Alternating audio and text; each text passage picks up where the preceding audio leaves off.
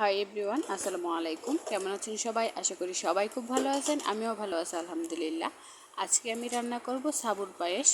যাদের ভালো লাগবে অবশ্যই একদিন ট্রাই করে দেখবেন।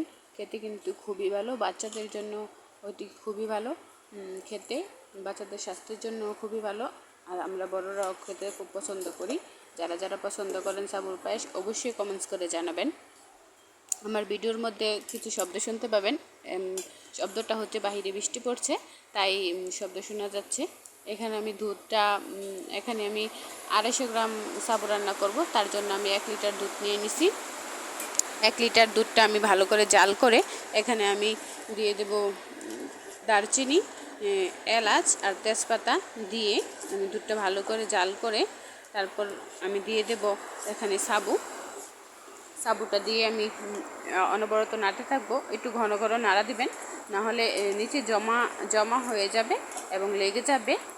তো জাল হয়ে গেলে সাবুটা যখন 80% ফুটে যাবে তখন আমরা এখানে চিনি দিয়ে দেব। এখানে আপনারা চিনি বা মিষ্টি যার যেটা ভালো লাগে এটাই ব্যবহার করতে পারেন, দিয়ে দিতে পারেন। আর দিয়ে দেব পরিমাণ মতো লবণটা দিয়ে দেবেন। আর চিনিটা আপনাদের স্বাদ মতো দেবেন। যে যেরকম মিষ্টি খান, যদি মিষ্টিটা একটু বেশি খান তাহলে চিনির পরিমাণটা একটু বেশি করে দিয়ে দেবেন। আমি এখানে মিডিয়াম মিষ্টি ব্যবহার করতেছি, তো আমি চিনিটা দিয়ে আর কিছুক্ষণ জাল করে আমি নামিয়ে নেব। আমি পরিমাণ মতো ঘনত্বটা রেখে দেব। আমি 250 গ্রাম সাবুর জন্য 1 লিটার দুধ দিয়েছি। পরিমাণটা বলে দিলাম। যাদের ভালো লাগবে অবশ্যই ভিডিওটা লাইক করবেন, শেয়ার করবেন, আর আমার পেজটি ফলো করতে ভুলবেন না। আমার সাবুটা হয়ে গেছে, সাবুর পায়েসটা হয়ে গেছে। আমি এখন নামিয়ে নেব। তো নামানোর পরে দেখেন আমার পায়েসটা এরকম হয়েছে।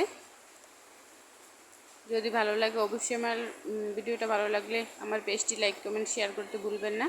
আল্লাহ হাফেজ।